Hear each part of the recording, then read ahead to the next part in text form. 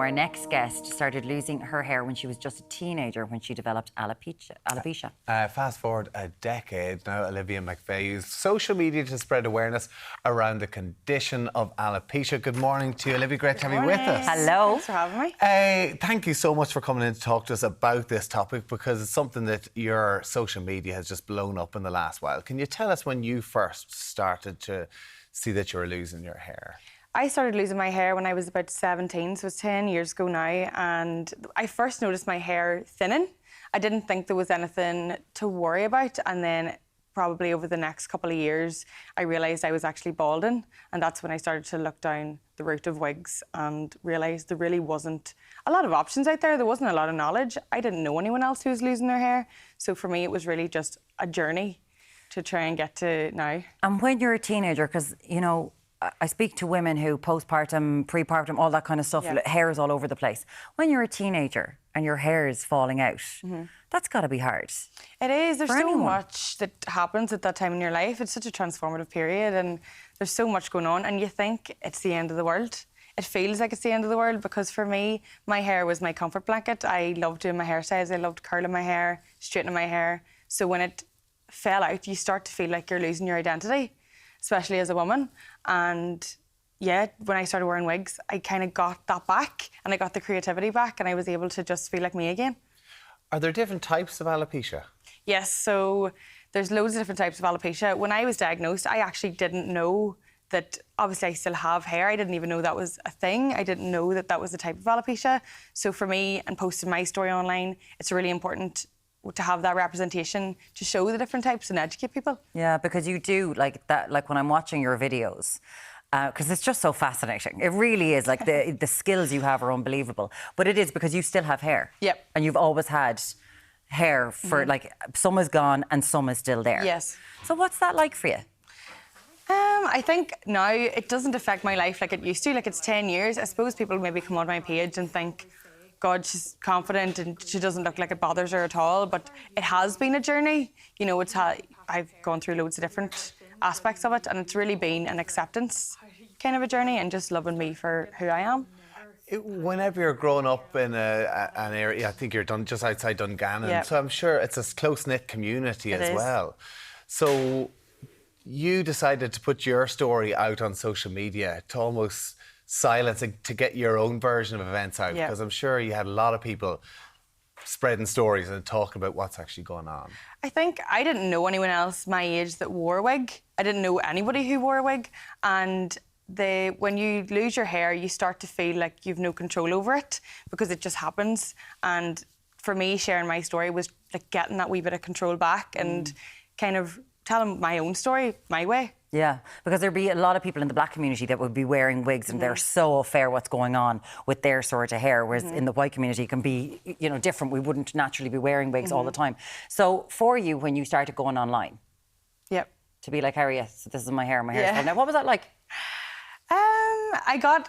The response was mad. There was so many responses of people saying I'm in the same boat, because I think you just think it's just you. I was the only person I knew that had hair loss, and I didn't know anyone else.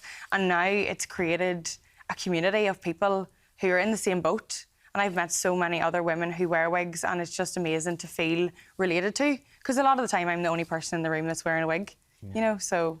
But people don't know. No, people never know. People never know, right? Never know. They must just be like, geez, she changes her hair a lot, doesn't she? I think people just think I have like an addiction to hair dye. That's kind of it. How difficult was it though? I know Muireann kind of asked, because you were what, 17, 18 when you started to lose. So in school, I mean, and it's a tricky time going through school. You're losing your hair. Was it tough? It was tough. I think you go through a bit of denial. I thought it was going to get better, and then when it didn't and I was diagnosed, you sort of have to change your whole perspective on your life. I thought of myself as every milestone that's going to happen in my life, I'm going to be wearing a wig. And that's maybe doesn't sound like a big thing to other people who don't wear wigs, but for me at the time, it was just a new normal, and having to really adjust to... I was looking at myself in the mirror and I didn't recognise who was looking back. So I had to kind of figure out how I was going to navigate it. Because I think it's a very interesting conversation with men and hair loss now. It's something we were kind of like, men are just going to lose their hair, whereas now there's so many other options. But it is a big deal for men, like, and we kind of just glossed over it for years, and then for women, your hair is everything. Of course, it is. Like it's something about your identity, your personality, and how you hide yourself away sometimes. Yeah. So when you started posting, because it's like you do everything from wigs that are like a fiver, and you're like that thing's going to go on fire, to like expensive wigs. But you're talented at it, and what you do online is show people. Right, okay. Let's, like you do. It's a skill that you're showing people how to use, right? Yeah, and I just learned that all myself. You know, like I just was watching videos and just tried to recreate it because I just wanted my wigs to look as natural as possible at the time, and just to make it a wee bit easier. I think it was a coping mechanism as well, to do a different wig every day. It nearly made it fun instead of, oh, this is a daunting experience that's going to happen. You know, it's nearly like, it is a coping mechanism for me. But how'd you get so good at it? Because obviously there's netting, there's mesh, there's different types. Like, how do you know what to look for? Because you do use all different types. It definitely, at the start, it didn't turn out good at the start. And there's a lot of trial and error, you know, a lot of bad wigs, and ordered a wig thinking it was going to look like Kylie Jenner, and it looked like I had a bird's nest on my head. So it comes and goes. Whenever you first started using them then, what age were you then? I think I must have been maybe 19, 20. Yes, and then your first wig, I mean, where do you even go to get your first wig? I mean, my first wig was a photo online of Kylie Jenner, and it was £15, and I remember thinking, I'm going to be class. Like, this is going to be deadly. And it came, and the hairline, it was about this thick, like the actual top of it. And that's when I realised, like, right, I'm going to have to do a wee bit of research here. Research? Yeah, and there is a lot of research that is needed to figure out what you want and what's going to suit you and what's going to suit your lifestyle. But there are some amazing, like, that's obviously a wig that you're wearing now. Like, the quality on it's incredible. Yeah, they're really, really, really coming on. And obviously now a lot more people are talking about it and talking about alopecia and hair loss. And there's so many wig brands now and people going into that industry. And would it be like, is there natural hair, synthetic hair? Yeah. All different types? Yeah, there's loads of different types. So you can get synthetic hair, which is mainly like plastic synthetic fibres. And there's human hair. And then you can get a mix of the both. How many wigs do you have? I think I have about 20 in rotation. Because I wear a different one every day. Okay. Every day? Every day, yeah. That's a lot, because you're changing the outfits to go with the wigs and the makeup and all that kind of stuff. Because you're a redhead today, you could be a blonde tomorrow. Yeah. Usually is that way. It's a lot of planning. It is a lot of planning. You have to be organised. Fair play to you. It's nice to just wake up someday and just, you know what, I think I'm going to be completely different. I'm getting all the names of where you get wigs after this. This would be great crack. What advice would you have for people who are going through alopecia, maybe in the early stages or even a bit further on? I think it's very easy at the start to think that you've lost yourself completely, because it does feel like that. You feel like you've lost such a big part of your identity. And I think for me, I had to remind myself that I didn't lose all the things that made me me. I didn't lose, you know, my family still love me. I have my friends. I have my personality. I was a talented person. And those are the things you have to remind yourself, that you're not losing your whole identity.